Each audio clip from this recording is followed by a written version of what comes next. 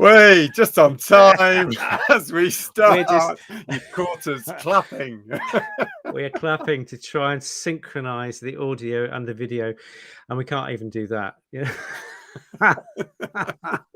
We can't even clap in unison, the two of us. How reassuring is that? Good evening, everybody. It's 7 o'clock. It's Tuesday, the 14th of June. It is the most beautiful day. Bren, have you been out today at all? Actually, I went out this glorious morning, wonderful time, and then I have been poring over cases and trying to catch up with so many things. I'm training other vets and doing the nurses, and you do a lot of conversations with them, and look, part of the bit I enjoy, sort of nipping into theatre still, sort of like trying to pass on any information I can to those around me. But some it's wisdom to the younger persons. Amazing, fantastic. It makes me feel so old. It's great to see everybody here. Moddy's here, Joyce Morley's here, Rach Mack. Hey everybody, it's very good. Diane Keaveney is here, and Heidi Dixon. Great guys. Everybody's lining up. Fantastic. Great. What have you been up to, Bren, this week? Anything exciting? So we had a blast on Sunday, didn't we? I mean, that was just an inside scoop. With Rodney Habib. The fourth you may have Beatle. heard of him, guys. Yes, he. There was the three of us lined up, and he was on the end, and he was saying, "This is like I want to be the fourth Beatle." So what we should do, Bren, is let's invite him on in a month or so, and be very careful. We'll be very careful. We'll have some fun. You're saying that Karen will be watching. We got to be really careful here. Karen was watching us on Sunday and had some comments to make. Well, she claims that she's the fourth Beatle, and I said, well, maybe we can be like Earth, Wind and Fire and have a 7-piece lineup, and the guy on the bongos as well as the guy on the drum, and 3 lead guitars and 3 rhythm guitars and some dancers and some backing singers. And so I think we can maybe go there, and we can expand the family so that we can all come together. Whatever keeps Habib happy would be good. Indeed. Fantastic. Indeed. No, fantastic. Jennifer. Jennifer says Jennifer's dramatic pause says we were great on Sunday. Jennifer, you can stay. We like you very much. Thank you. So we had an amazing time. Janet won the pinch pots. There you go. Oh, did the person for the pinch pots. Oh, let's have a look, Janet. Okay. Oh, well, that will be winging its way over to you very pronto. If it doesn't, let me know, Janet. Please. Great stuff. Well done, you. You'll really love those. That's for sure. Can I tell you what I will be doing tomorrow and Thursday, Bren? I'm going to the Sustainable Food Trust annual conference, where they're getting speakers on sustainable and regenerative agriculture and food production. And so we're going to be, and the weather tomorrow is going to be absolutely glorious. It's up in Stowe in the Wold, which is near Chipping Norton, which is where I was raised. So it's going to be like going home, going to be in the Cotswolds. Lots of deep thinking, ecologically minded people. It's going to be an absolute blast for a couple of days. I can't wait. Oh, brilliant. That's my plan. Sounds really good. Oh, well, you're going to update us next week with all of that stuff. Yeah, absolutely. I'll give you all the gen. And actually then on Saturday, I've got the Natural Pet Healthcare Show in London. And so if you haven't heard about that, or if you're in or near London, come along to that. It's just a big natural health show, as the name suggests. Does what it says on the tin. So I'm going to be speaking at that, and there's going to be lots of alternative and complementary people there talking about health, and so it's going to be really exciting. So looking forward to that. We've actually got quite a summer of talks and stuff, haven't we? There's quite a few things going on through the summer, all the way through to our conference with the RFVS in September. And and a few talks beyond. So it's it's going to be Yeah. quite a hectic time fitting all of those things in. That's the But Raw we'll Feeding get there. Veterinary Society conference. Yeah. And where that's on is that the 25th? Bren, have you got? I've got the 24th of dates. September. 24th of September. 24th of September, Saturday. and that's an online thing, isn't it? Is that right? I'm sure. Yes, online. Although there'll be a few of us getting together, but it's A few online. of us will get together, but it's an online thing. So that'll be great. So wherever you are in the world, you can check out that's the Raw Feeding Veterinary Society. There are a few other notices that we need to do. So the first one I'd like to do, thanking our Patreon supporters. And what our Patreon supporters do is they very, very kindly every month, because normally Brady does this, so I'm going to do it in the Thompson fashion. And it's basically you guys are really kindly giving us a small amount of money. It's $1, a quid, a couple of quid, 5 quid, sometimes even 10 quid.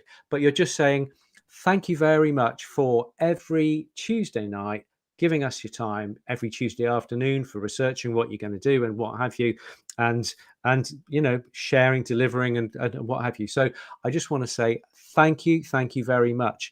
Bren has put somewhere down There's a link here down the on bottom. the Yes, there is. on the Flitting thingy. across. It'll be coming across. So if you want to contribute to that, and that really helps us to make sure we've got good equipment, make sure we pay our podcast guy so that we can get our message out to lots and lots and lots of people. You can listen to us while you're walking the dog, for example. And so really big thanks for that. What other things do we have to say? Canident. Do you want to do the Canident thing? There is. We've got a great giveaway, so look out for the post when we finish here. If you want to share it with your friends, all you need to do, like our page, share the link with your friends, post a picture of your dog's teeth. Okay, so we'll show you a picture of the sort of side-on view. You don't need to open their mouths. You just literally lift their lips back, take a photo, post it with your comment. Okay, and by the end of the week, I think 9 p.m. on Friday, Mr. Brady is going to draw, or probably Karen actually, because Karen does everything for Brady. He's going to. She is the fourth Beatle after all. She is going to draw the winner, and they will be sent a whole load of Canident, a large bag of Canident, free of charge, anywhere in the world. I'm going to say, because he said that on Sunday. So I'm going to say anywhere in the world. So don't be ashamed if you are South African or you're in Australia or in America. I'm going to chuckle at Connor's face when he has to send it around the world. So please post your pictures, as many as you can. Okay, I don't care whether they're beautiful teeth because you're feeding raw, or you're new to raw and you want to show what your dog's teeth are like, or cat's teeth as well. That'll be a challenge, because I'm sure he's going, Canident, no, it's only for dogs. But you can give a little bit to cats. It's just, you've got to be careful if they're hyperthyroid, but we'll talk about that later. Rowan Godfrey's in Kenya. I really hope Rowan wins, because that'll be really difficult to get post something. If there's anybody listening on the moon or any moons of Jupiter, please. Oh, the real wilds of Canada, that you can only get there by sled dog or something. Yeah, the more out of the way, the better. Yeah, out of Mongolia. Good. Yeah. So, Peter Smith out of Mongolia. That's the kind of address we want to see. Rach knows me too well. I'm going to have a private word with Karen and just say, please, can you make sure when you randomly pick somebody, it's not random, it's from the other side of the world. I won't be that cruel. In fact, actually, I think Brady has just let me know that it might be the best 3. So there's 3 opportunities, okay, to get your hands on some freebies this week. So let's see how we go. Other than that, I've got one more notice, and be afraid, be very afraid. You remember last time you know what I'm going to say. Yes, I'm going to say it. Okay, guys, this is. I did it off the top of my head. I heard Chris Evans say that every. We'll just talk about guys, okay? Because otherwise it gets a little bit too personal. But I heard 20 years ago. I heard Chris Evans say that all men's nipples are X distance apart. Off the top of my head, last week I said 12 inches, and that's a little bit generous. And Karen's better half measured his, and he was really disappointed because he was only 9 inches, and I thought, oh God, what am I doing here? But actually, I've just measured mine before I came on, and it's 9 inches. So if any gentlemen, girls don't even go there, if there are any gentlemen who are listening tonight, if you've got a ruler handy or whatever, please really just measure the distance between your nips. And I think it might be totally given me a complex now, because obviously I've made sure that everything that's that wide is 12 inches apart. So that's 12 inches. I've taken it as read. So, mate. So, guys, men, that is, measure your nips and just let us know, just so we can validate this or not. And Brendan, I'd like you to do it before the show is out. For all of you women out there with husbands, you can join in by measuring the distance and posting their distance too, and we can see if the science really does speak the truth. And without any further ado, we're going to avoid Montgomery glands, and we're going to move on to the subject of tonight. So we're talking about dental health, which is absolutely massive in people. In the human world over the last 20 years or so, there is a branch of medicine, a branch of dentistry, which is called periodontology. And this is essentially looking at the health of the gap between your teeth and your gums, because there's a lot going on there, immunologically, anatomically, structurally, minerally, if that's such a word. There's a lot going on, and there's so much going on that it is a study of itself.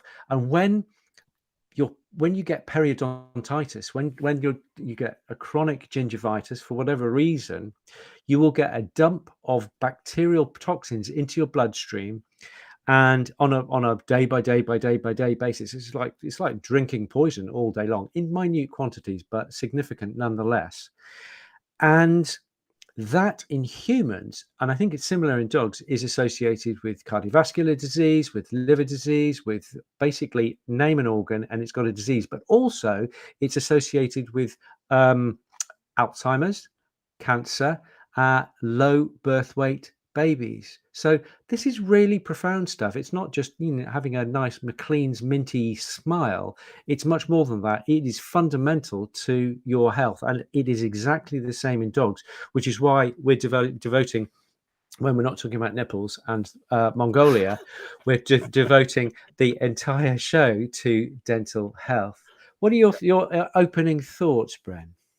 Oh, look, there is some really interesting research out there on dental care and the effects on heart disease, the effect on kidney disease, the effect on even things like pancreatitis and cancers within the pancreas across species. And I think, it is such an important area. And I get asked so often why are we even looking in their mouths and dealing with that? They've got all of these other big problems, and so I've just talked to them about heart disease, and I'm looking in their mouths and talking about their dog's teeth, and they're going, why am I even going to look at that? And actually trying to get across, it's all very well you saying the dog's got a heart problem, but actually if there's constant huge amounts of bacteria in the mouth, so those Yorkies where their teeth are so gross that they're almost falling out, yet they're hanging on by some thread. Every time that poor dog eats something, bacteria flooding into the bloodstream, and this is where you get it seeding out onto the heart valves and effectively giving them an endocarditis of those valves. That can really be critical for their quality of life and how long they're going to live. We need to get rid of that. For one-off, they may be circulating bacteria if we do dental work, but actually that's better than a twice a day surge of bacteria if they're eating twice a day for the rest of their lives. So we've got to look at how we can cut that risk down. Now, for many of you guys, some of the stuff we're going to talk about today, it will be about prevention. It's going to be about never getting to that point. It's going to be about raw food feeding. We're going to talk about the different things that we can do to enhance their oral health by changing up their foods, etc., in the raw field.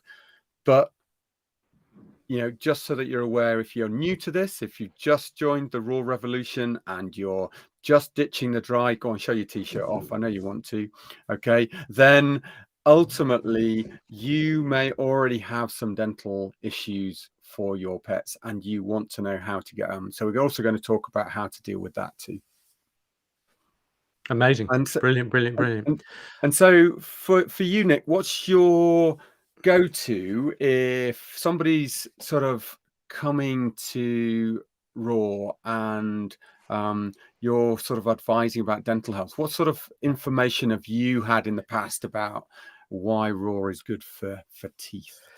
Well, I think just going raw is good, but I think as part of raw, you have got to have some bones in there, or at the very least, you've got to have some substantial chews. There's a lot of chews, really quite chunky chews these days, which will have a really good cleaning effect.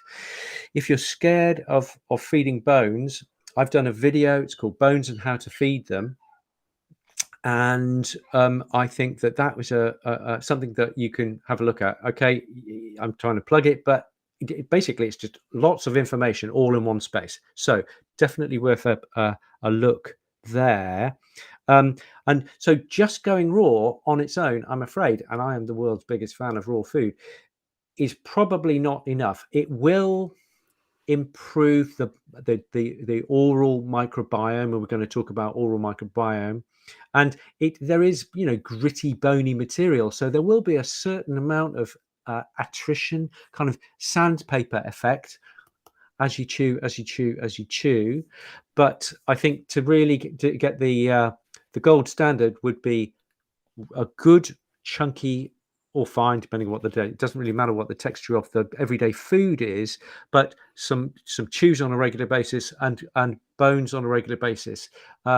Don't just jump into marrow bones, because especially with a dog who's not eaten raw for years and years and years, okay, marrow bones are very big. They're very tough. They've got all the fibers kind of all facing the same way. They are designed to allow a ton of cattle to a cow to roam across the earth. Okay, so they're very, very, very strong, and so they're quite brittle. So if you've got a dog who's an advanced raw feeder, then you will probably be okay. If you've had a puppy who's been on bones since they're a baby and what have you, they'll probably be okay with a marrow bone. Also, marrow bones filled with loads of fatty marrow, and that could give you the squits as well. So don't go for those to start with. If you just want can I give them a minute on bones? It's like education. Okay, you start with nursery, and then you go to primary school, then you go to secondary school. That's how you educate anybody about anything. Possibly there are alternative education methods, but let's not go there. So nursery school will be the really soft stuff, things like chicken carcasses or soft-ish chews. You then go to primary school. Primary school would be duck necks, turkey necks, things like this. So they're fairly soft, fairly easy to manage and what have you. And then secondary school would be things like ribs, brisket, vertebrae, things like that. And I would say university level raw feeding, these are for the advanced dogs and dog owners, would be considering the tougher bones. The thing about marrow bones is that they are sawn, and so you have you have a very sharp edge, and if you crunch that, and it's classically into premolar 4 here, you can go and you can give yourself a slab fracture. So I would say do nursery school, do primary school, do secondary school, and only then, and you don't even need to go to university, you can just stick with ribs and brisket and neck and all those kind of things. Any other thoughts on bone? Yeah, I mean, I really we like. could talk a whole show about Oh, bones, we could but just for now. absolutely. I think a couple of things. Rowan, absolutely agree. Heads can be a brilliant thing for larger dogs to go at. Now, it grosses some people out, and certainly my neighbours don't get particularly happy if they see the dog chewing a deer skull on the back garden. But it is an option that's there. Just the bone is relatively soft, and it's actually not just the bone that's particularly good. It's all of the sinew, it's the skin, it's the things on it that they're going to get. So they don't have the ability to grind from side to side. There isn't that grinding action for dogs and cats. It is just chomp chomp. Okay.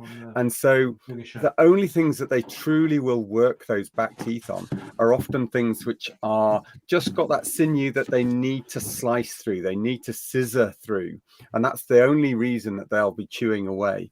Now, I love things like necks, etc., because I think that's really, really useful. But I think, also remember, if your dogs do have allergies to things like chicken and duck, turkey is as different from a chicken as lamb is from beef. You've got to remember there are different options out there. I would still even say quail, a whole little quail for them to chew through is an option. Okay. And that's the whole carcass. Again, it's not just about the bone, but it's about them going through all of the cartilage and the sinews around that. So giving them access to whole carcass for little tinies. Look at the little tiny birds that they can get, okay, that you can give to them to feed on. Also, bits of rabbit, so rabbit heads, for the littlies, if we're going to talk here for littlies, with ears, you can usually get, people will buy whole rabbits. They'll be grossed out by the head, so they'll chop the head off and just, give them. But you've got the whole bit about the whole head, the rest of the hide that's on there. So what have you got there? Just ears, rabbit ears? I've got. Well, I tell you what, I got this about 3-4 weeks ago. It's from lovely. This is from Ruby at the Real Dog Box. She's based in the States somewhere. Ruby, sorry, I can't remember where you're from. I did know, but I've just forgotten. And they've done amazing. And there are lots of companies, even in the UK. So if you're in the States, check out the Real Dog Box. They seem like a great bunch. And in the UK, there are lots of people and lots of the food companies do them as well. But it's just as I just happen to have this next to me. These are furry rabbit's ears, which are rather nice. They look like rabbit's feet from here. Not so lucky. Mate, my friend, you can put them on your keyring if you like. This, any thoughts on what that might be? It could be anything in this light, I guess. This is bison spleen. How cool is that? Oh, wow. Bison spleen, my friend.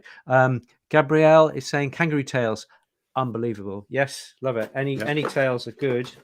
If you want something a bit more, I was saying that some of the chews are as good as feeding bone. Well, this is the heavy chew of the month, and can you see what that's a big old thing. That's about the size of a plimsoll.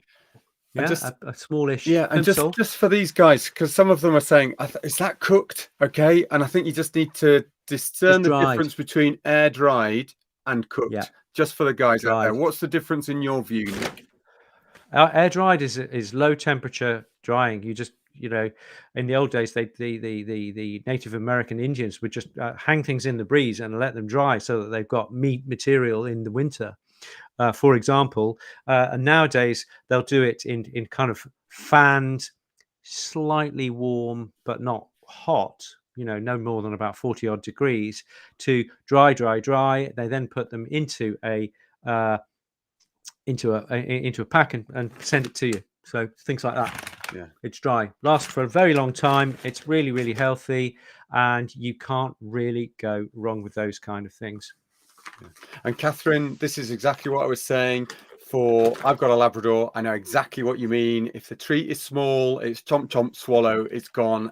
Even for some of the wings, this is why I really do advocate carcass material. Sometimes even frozen carcass material.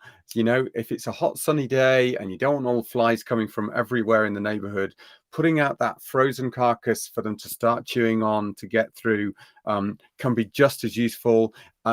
You know, I'm not talking about something that's been at -40 and is like rock hard and brittle. I'm talking about something that has just been in a normal freezer. You've maybe got out, hasn't finished defrosting, but it's cool enough just to be able to put out on the lawn with them. Okay, so have a little look at that. There's things to play with. That's the great thing about heads as well. There's no way a Labrador is going to just chomp, swallow a head. You know, it gives them something to really go at. So Catherine tried maybe think sheep's about that. head. That'll slow him down a bit. Yes. Or it looks like you're from South Africa, so it might well be, you know, something a bit more exotic. No, her email is gazelle something, so that's why I thought. Oh, right, okay. Yeah, Oh, yeah. well. So Okay, excellent. so So choose, and then migrate to bones. I think it's a really good idea. We remember we were having a conversation a few days ago. What are you these saying? people that follow us and start to chuckle about what we were talking about on Sunday. Yeah, whole ground squirrel, never mind the tail. Just like, you know. Squirrel tails, fantastic. Yes, we've got loads of squirrels here. So if anybody wants to come and hunt those, you're very Yeah, welcome grey to. squirrels, pest of the earth, pest of Indeed. my woodland. Indeed. So, Okay. So, but remember, we were talking about, and I'm not sure. No, actually, I think we need to have a session on bones. Actually, on you know, feeding quantities of bones and of bioavailability, how much ground up they are. yeah. So Well, there was another really interesting article. I think this is quite a few years ago. You know, the lady from Pet Plus, Susie McIntyre, who's also a veterinary dentist in her previous life before Pet yeah, Plus, and she did a study with another veterinary dentist on feeding cats just raw, and it was a blended raw. It wasn't even a you know, bone material. yeah. And they saw quite a large percentage decrease in gingivitis just by feeding that raw. And she used to talk about, you know, the thought that it was just because you were bathing those teeth, those gums, in coenzyme Q10, you know, from the meat of that they were eating in that raw form. None of it was denatured. So, you know, the muscles are filled with antioxidants, because otherwise your muscles just melt when you try and walk down the street, let alone you know, running or anything like that. So they have to have a really good way of effectively taking out all those free radicals that are formed by metabolism. So that those muscles in their raw form, as they're chewing through them, are effectively bathing the mouth in this whole plethora of antioxidants, which can only have some benefits. And I do know that somebody posted on the initial advertisement for tonight with regards to, they were surprised by how their dogs' mouths, just fed minced chicken, you know, the plaque and everything just disappeared within weeks of starting that raw diet, not with any brushing or anything like that. So there is an effect, and I would absolutely agree with that. But I think there are other dogs in other states that don't always respond just to having raw. And as somebody stated earlier, is it going to stay bathed in the mouth long enough to actually truly bathe the teeth? Yes, they have to chomp through it, but once they've gone through it once, how long does that effect that stay there? It's a little bit like the argument about if there's bacteria in the mouths of these animals that's a risk to you because they've picked up something. Is that truly a risk? Is there truly that microbiota stuck there from their food for that long? I think it takes a little bit more than that. You know, things like Pasteurella in cats' mouths, that's not because it's come in on the food. That's because they've engendered an environment within their mouths that the Pasteurella can survive in. So we need to sort of take all of that in the round. Okay. I do think, though, that Mother Nature, in her wisdom, is telling us that eating raw is a very good half of the equation, but the physical effect of larger chewing material is also part of the deal. Yeah, you will get a certain, certain dogs will get, some of them doing very, very well just by going raw, mushy, mincy, raw. However, I think for the real deal, I think there needs to be some bony material in there, is my impression. My dog, who is called Bluebell, Bluebell, guys, yeah. She, and she's 3 and a bit now. She was developing, this is really common in many raw dogs, I'm afraid to say, on her canine teeth, just here, she developed a tiny little smidge of tartar, and I was absolutely mortified. And this was about 2.5 years. And I thought, crumbs. And if somebody brought her to me, I'd say you need to eat more leathery, hidey material, not what are they called? Bone, hide chews. The things with the tied up ends. Oh. They are death on a plate. Don't even think about those. But if you can get just explain that, I think, from a point of view of it's the chemicals that they extract and melt down all of that material with, and the chemicals they've found on top of those raw hides. Yeah. So to Pam, we're going to talk about this a little bit as Nick goes through this. So hopefully listen to this section. You'll know a little bit more about the non-true raw with blood dripping on treats that we feed.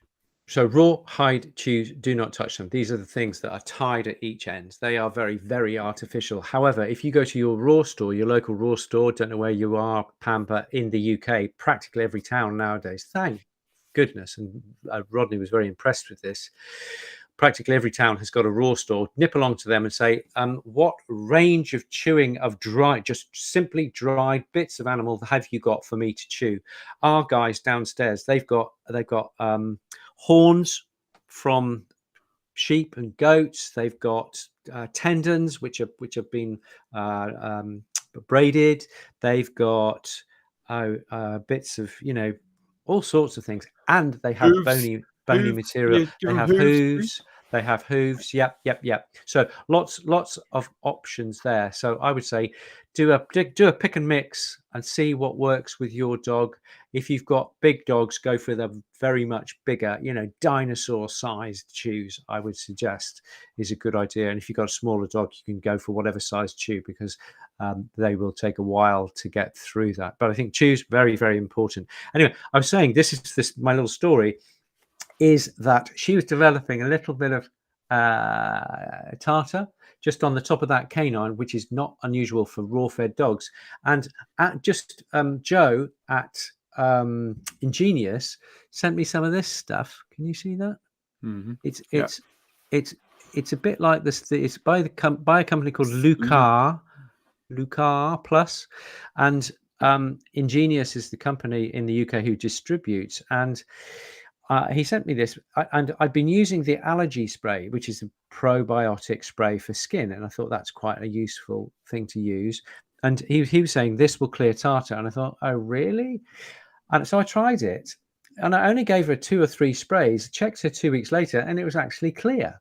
So actually this is really, really quite useful. So I think your options, if you've just got a bit of tartar there and the teeth are fundamentally good, then chews and bones, yes. Canident, check out dogsfirst.ie, and there's a link in the thing here that the Fourth Beetle has put on. And so definitely the chewing, but if you want to just change the microbiome and the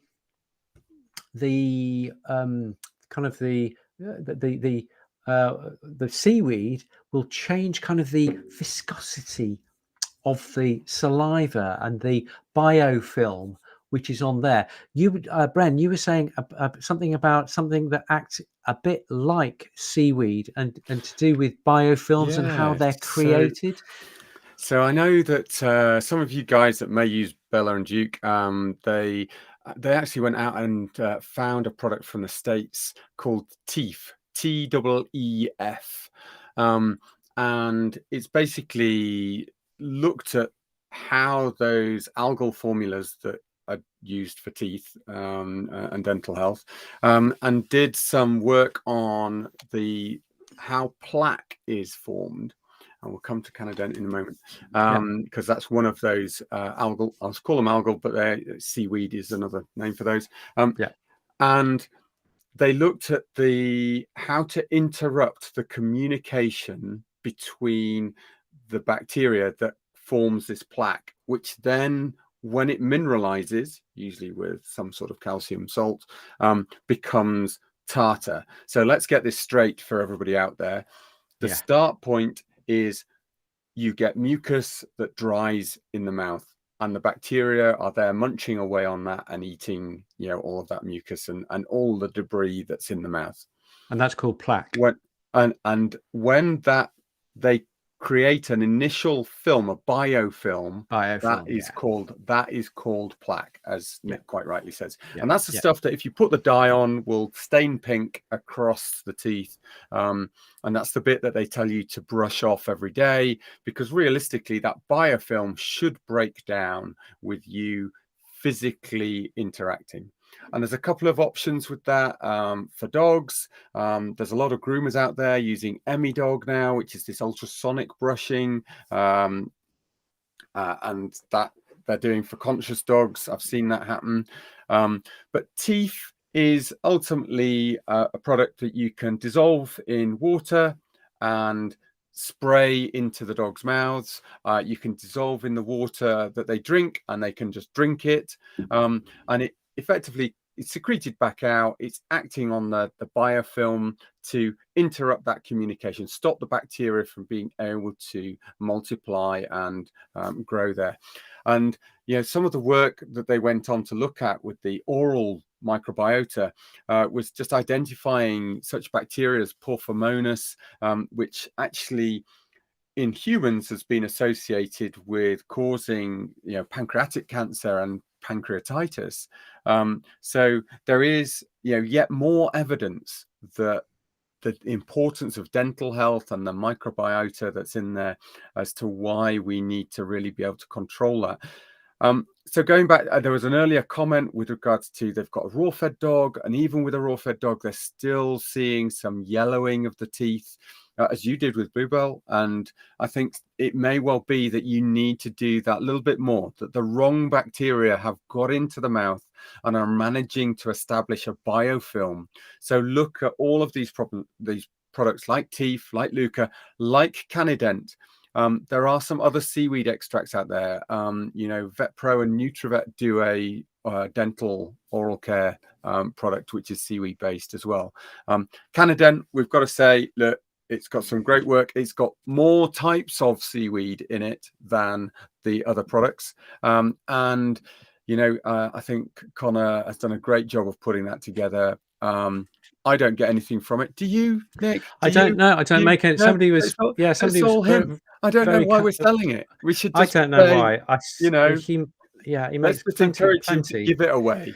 I think because it's great for our dog's health, and we want all of your dogs to be healthy. So but the thing is, give away as much as possible.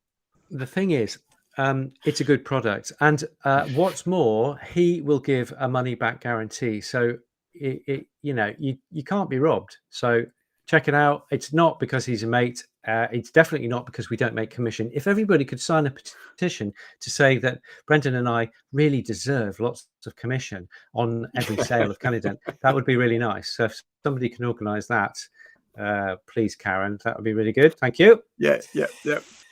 What else? What else we got? I think we're not going to cover half the stuff that we wanted to. I think buy us a pint. I think it's more than a pint, Rachel. Probably half a pint, knowing him. Yeah.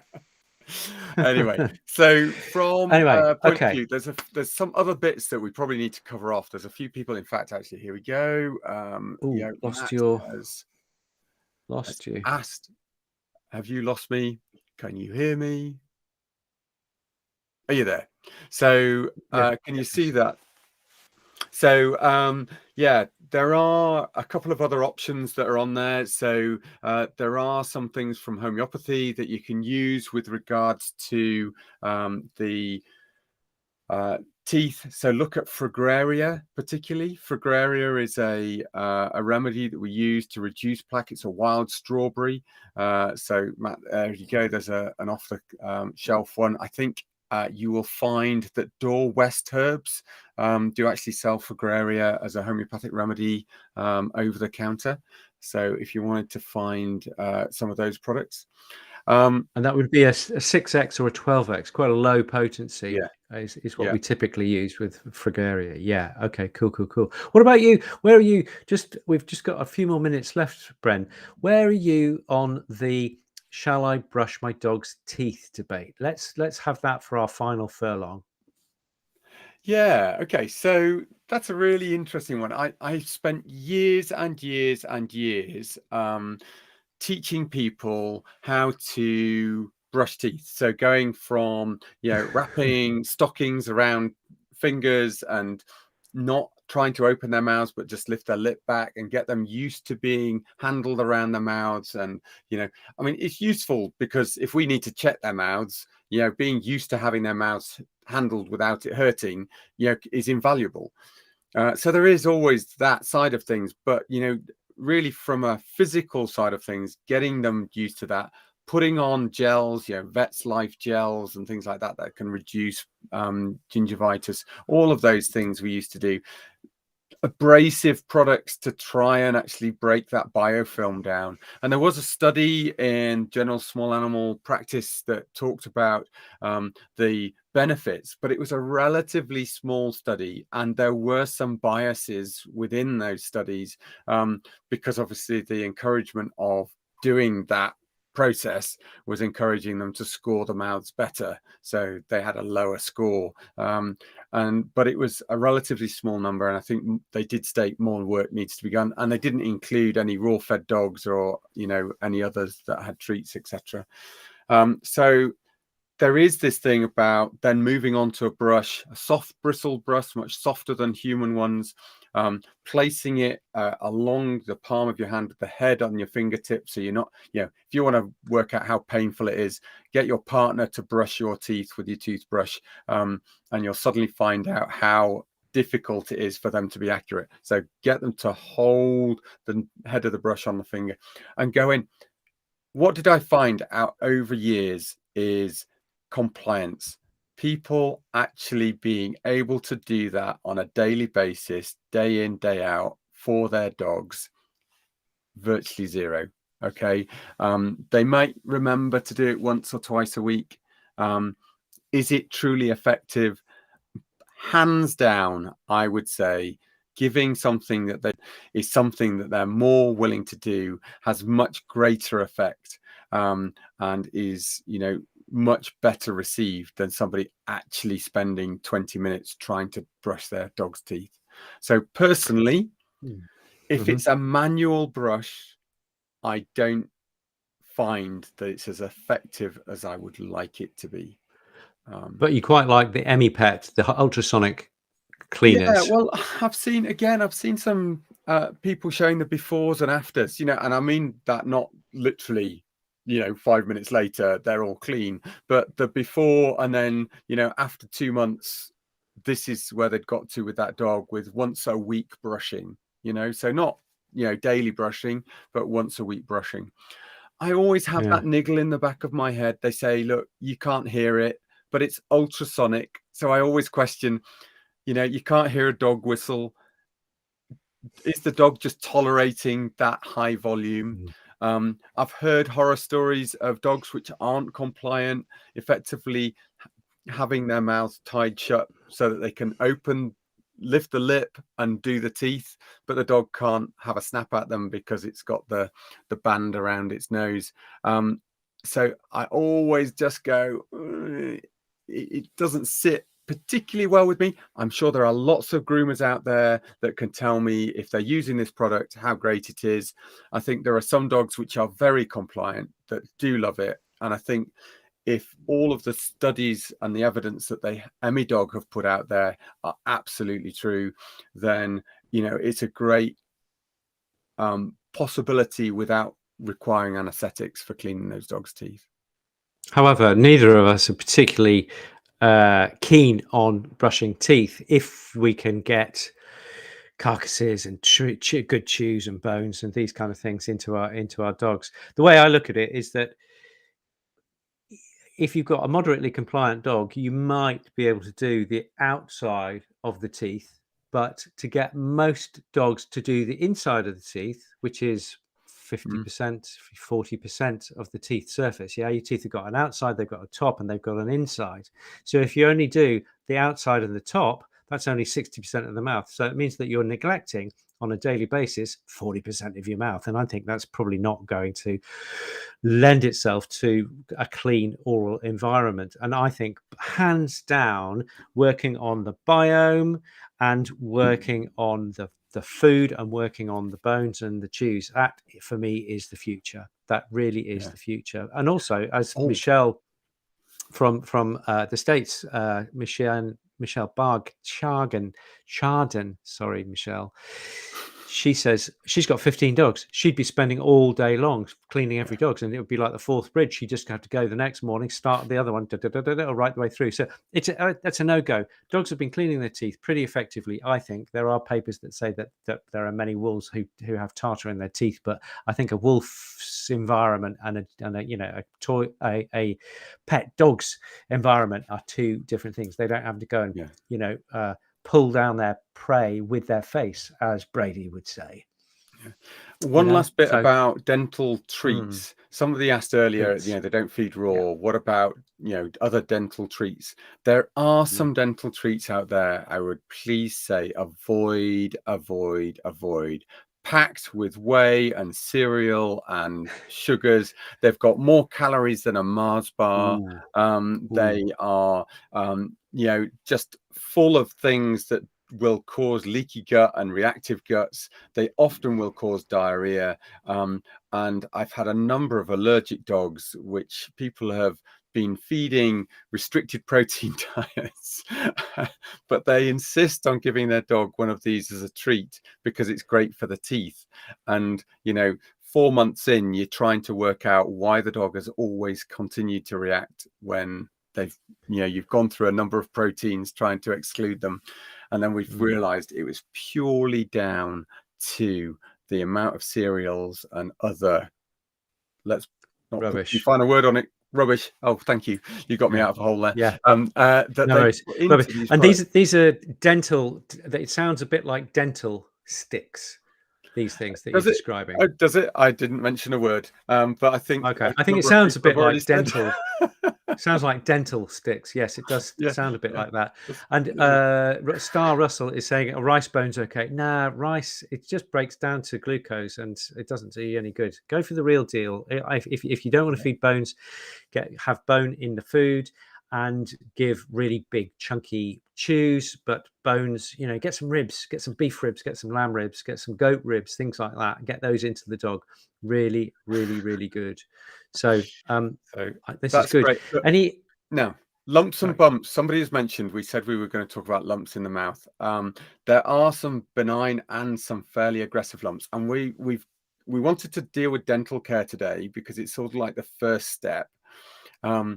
We must then, once we've talked about how easy it is to look into dogs' mouths if you train them, etc., we're going to talk about lumps and bumps in the mouth because there are quite a number which can be fairly aggressive types of tumor, and there is no way you can tell by lifting the lip and just going, that is, okay?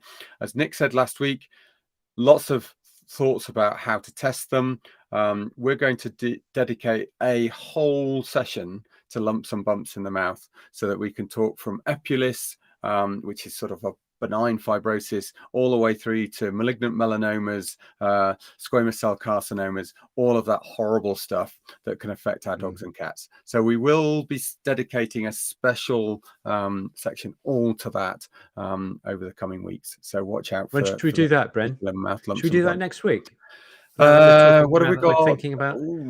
Got to think about what we've got on for the next couple of weeks. So I think we're on Q&A, aren't we? No, Q&A will be 2 weeks, won't it? So 14th to 28th will be. Oh, do we do it the third Thursday, Tuesday? No, it's the last Tuesday. Okay, Tuesday, so that'll be 2 weeks. I love it like we're working this out with you guys. Yeah, no, sorry, this is us. This is our brains ticking over there. So Let's have a look. Let's yes, have a you look. can mix Luca with Canadent, just Leslie, just Yeah. as Nick's processing in his brain. They work in two different ways. And so, yes, you can absolutely mix those two together. Okay. Okay. So why don't we do lumps and bumps in the mouth next week? Will Brady be back for that? I think he will, Oh, won't he? I don't know. He's sunning himself in the middle of Ireland somewhere, somehow. Oh, is I'm not he? sure how. Oh, okay. Okay. Well, why don't we do that? Let's do lumps and bumps. We'll Yeah. do Okay. tumors, cancers, lumps, seals, if you can spell it, you'll be doing well. How about that? We'll do all the lumps and bumps in the mouth, and that will be as an adjunct, part deux of Okay. dental care and dental observation. Should we do that? Yes, let's do that for all of those guys that are sort of feeling that we need to look at that. Michelle, we've talked about Canadent and other seaweed supplements. Yeah, there are some anti-inflammatory properties to it. There's stuff about interrupting this microbiome film in there. A lot of them talk about it's digested and effectively resecreted in the saliva to get the maximum effect. It's not just about being topical. One last thing I did mention about cats. Remember, if your cats have hyperthyroidism and maybe your vet's put them on a low iodine diet, you will be countering that by giving them a seaweed because that's got loads of iodine in there. So do make sure your vet is aware. And also, if they have hyperthyroidism, there is, if they have not had that controlled in another way, then giving them seaweed, again, you should be talking to your vet about how much of an effect that might have on their T4 levels. Yeah. Okay. Great. Cool. Okay. Wow. So there you go. That time has shot by, hasn't it? I can't believe it. Seriously, it was. Yes, and we're not just saying that, guys. Literally, we only just got started. It was half past, but it was good.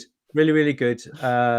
Great to see everybody. It just feels good on a Tuesday night. We have, it's good vibe, and we really, really appreciate your contribution and as well. their company. Just the fact and that their company you're with us, just because you're there. Yeah. It's great to it's see great. you all It really is good, making your and we're all comments, settling into it. being part of our loving community. You're helping each other out. That means so much to us as well. So great. Thank you so much. Amazing. We'll see you next week for lumps and bumps in the mouth. Yes. Okay. And thank you. Don't forget, if you do want to help us out, do look at joining us on Patreon as well. Okay. Patreon. Yes. And it's and it does seem that it's the consensus seems to be 9 inches is about right. Yeah. Whether you're really, really big and broad-shouldered or really, really skinny, it's about 9 inches, gentlemen. I'm going to get, yeah, whatever. I'm going to